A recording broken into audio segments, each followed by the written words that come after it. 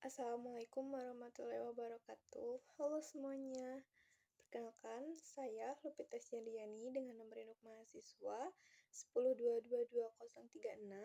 Pada video kali ini kita akan membahas mengenai Big Data Analysis. Lalu, apa itu Big Data atau data besar? Di sini ada pengertiannya, analisis data besar adalah suatu bentuk analisis tingkat lanjut yang melibatkan aplikasi kompleks dengan elemen seperti model prediktif, algoritma statistik, dan analisis bagaimana jika yang didukung oleh sistem analisis. Lalu ada sejarah dan pertumbuhan analisis data besar. Istilah Big Data pertama kali digunakan untuk merujuk pada peningkatan volume data pada pertengahan tahun 90-an. Kemudian pada tahun 2001, Doug Leney yang saat itu memperluas definisi data besar. Perluasan ini menggambarkan peningkatan sebagai berikut. Yang pertama yaitu volume data yang disimpan dan digunakan oleh organisasi. Yang kedua yaitu berbagai data yang dihasilkan oleh organisasi. Dan yang ketiga yaitu kecepatan saat data tersebut dibuat dan diperbarui. Lalu, mengapa analisis data besar itu penting?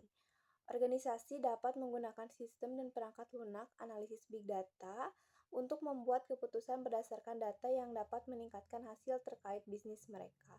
Manfaatnya dapat mencakup pemasaran yang lebih efektif, peluang pendapatan baru, personalisasi pelanggan, dan peningkatan efisiensi operasional. Dengan strategi yang efektif, manfaat tersebut dapat memberikan keunggulan kompetitif dibandingkan pesaing. Lalu, bagaimana cara kerja analisis data besar? Analisis data, ilmuwan data, pemodel prediktif, ahli statistik, dan profesional analitik lainnya mengumpulkan, memproses, membersihkan, dan menganalisis data transaksi terstruktur dalam istilah yang terus bertambah, serta bentuk data yang digunakan oleh BI konvensional dan diagram analitik. Lalu di sini ada 4 langkah proses analisis big data. Yang pertama yaitu profesionalitas data mengumpulkan dari berbagai sumber yang berbeda.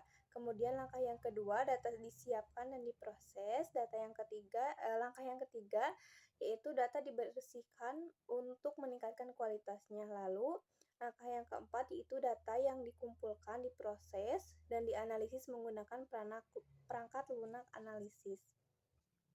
Lalu di sini ada jenis analisis data besar. Yang pertama yaitu ada analisis deskriptif. Ini adalah bentuk analitik yang paling sederhana, di mana dianalisis untuk penilaian umum dan ringkasan. Kemudian analisis yang kedua yaitu analisis diagnostik. Hal ini mengacu pada analisis yang menentukan penyebab terjadinya masalah. Misalnya, hal ini dapat mencakup pengumpulan dan mempelajari data harga pesaing untuk menentukan kapan penjualan suatu produk turun karena pesaing melemahkannya dengan penurunan harga. Lalu, analisis yang ketiga yaitu analisis prediktif. Ini mengacu pada analisis yang memprediksi apa yang akan terjadi selanjutnya. Lalu, yang selanjutnya ada analisis preskriptif. Bentuk analisis ini mengikuti diagnosis dan prediksi. Setelah masalah teridentifikasi, laporan ini memberikan rekomendasi tentang apa yang dilakukan untuk cara mengatasinya. Lalu yang selanjutnya ada teknologi dan data analisis besar yang penting. Di sini ada beberapa. Yang pertama ada Hadoop, yaitu untuk menyimpan dan memproses data besar. Yang kedua ada perangkat keras dan perangkat lunak analitik prediktif. Yang ketiga ada alat analisis aliran. Yang selanjutnya ada data penyimpanan terdistribusi. Kemudian yang selanjutnya ada basis data NoSQL. Yang selanjutnya ada data lake. Yang selanjutnya juga ada gudang data. Ada penemuan pengetahuan dan alat penambangan data besar. Ada struktur data dalam memori, ada virtualisasi data, ada perangkat lunak integrasi data, ada perangkat lunak kualitas data, dan perangkat lunak pemrosesan awal data. Kemudian yang selanjutnya ada penggunaan dan contoh analisis data besar. Yang pertama yaitu akuisisi dan retensi pelanggan. Yang kedua ada iklan yang ditargetkan. Yang ketiga yaitu pengembangan produk. Yang keempat yaitu optimalisasi harga. Yang kelima ada analisis rantai pasokan dan saluran. Yang selanjutnya ada manajemen risiko. Dan yang terakhir ada pengambilan keputusan yang lebih baik. Lalu yang selanjutnya ada manfaat dari big data. Yang pertama yaitu kecerdasan waktu yang nyata, yang kedua yaitu keputusan yang lebih tepat, yang ketiga ada penghematan biaya, yang keempat ada keterlibatan pelanggan yang lebih baik, yang selanjutnya ada mengoptimalisasikan strategi manajemen risiko. Lalu ada tantangan dalam analisis big data. Tantangan yang pertama yaitu aksesibilitas data, yaitu penyimpanan dan pemrosesan data yang besar menjadi lebih rumit.